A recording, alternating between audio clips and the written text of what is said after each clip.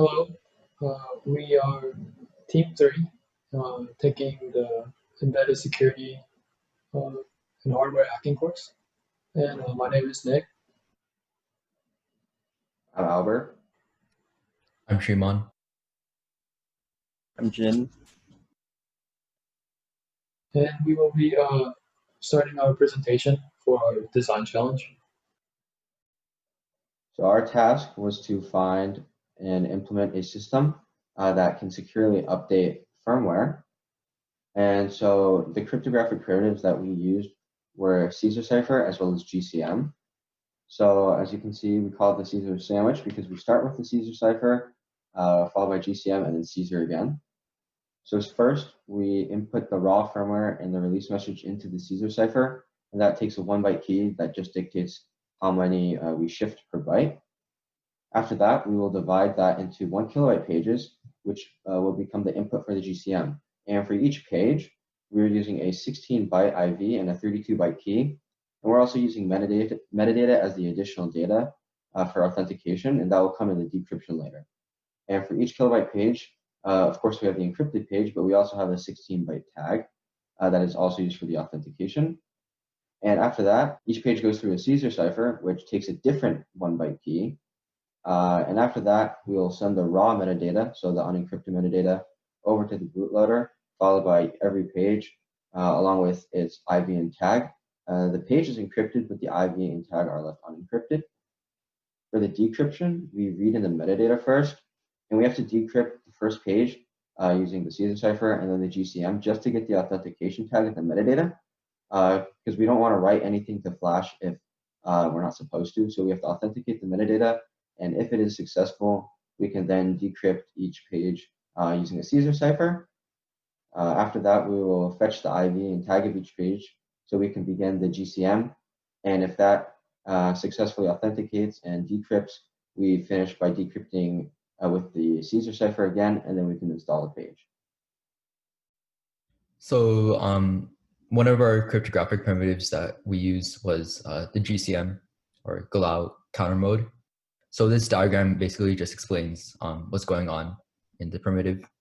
So first, as input, it takes in an IV, which is passed as a counter. And this is incremented as counter 1 and counter 2. And after, those counters are XORed with a plain text, which then produces a ciphertext. And after that, the authenticated data is hashed by the mult-h hash function. And that's XORed with first ciphertext 1, and then it's hashed again, and it's XORed with the second ciphertext. And after one more hash function and an XOR operation with the length of the authenticated data and the ciphertext, it's XORed with the first initial counter 0 to produce the authentication tag. With the usage of GCM, another encryption that we used was a Caesar cipher. It's a symmetric key cryptographic primitive. We used a Caesar cipher in the former protect tool for encrypting, and then we used it twice actually. So it was before the GCM, and we used it after the GCM once again. And we also used it in the bootloader for decryption.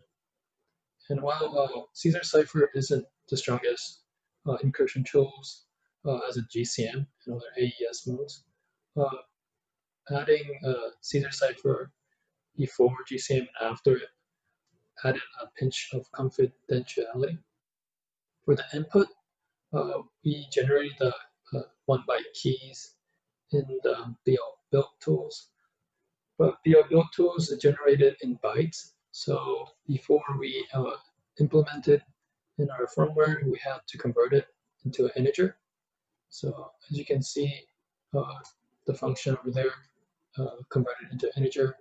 And then as you can see in the below picture, after converting into integer, we were able to add them into our firmware, treating the firmware plain text with the keys that we gave for Caesar, and then it outputted the ciphertext.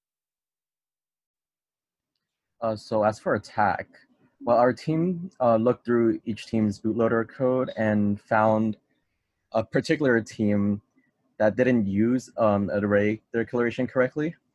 To sum it up, the maximum firmware size is 30 kilobytes, but this team decided to append other various information, such as the metadata, which included the version size and version number, onto this data array over here on line 54.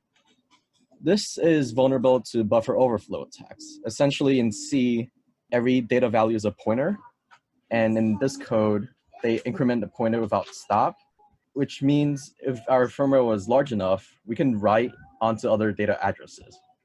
And to do so, we require the debugger to find out what the data address to a stack pointer is. Essentially, what a stack pointer is reference to, let's say there's two calling functions. There's a main function and then a sub function. The main function calls the sub function. In order for the sub function to know where to return, it requires a frame pointer. Essentially, using buffer overflow, we can ensure that if we know exactly what to put in for our firmware, our invalid firmware, and how big it is, we can overwrite onto that frame pointer and have instead of having the load firmware return back to main, we can control wherever it goes and load any other firmware we want. Although we didn't actually implement any attacks, we discovered another path or vulnerability in another team's code. So over here, this team read in all of the necessary metadata and information.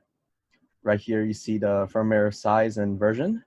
So something we discovered is that there's this part where they program the firmware metadata into Flash before actually checking for integrity.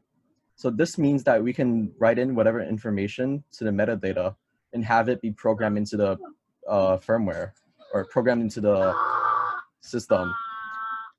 And on line 205, you see that the release message address is actually dependent on the firmware base, which is where the firmware is located, plus the size, and we can control size.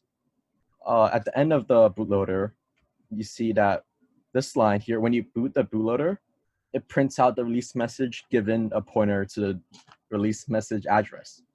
And since we have access to the release message address, we can basically control any address and have it be printed out. Although this sounds kind of cool, we didn't actually have enough time to implement this and have thus far only been able to change the release message into a 0. And I think that's basically it, right?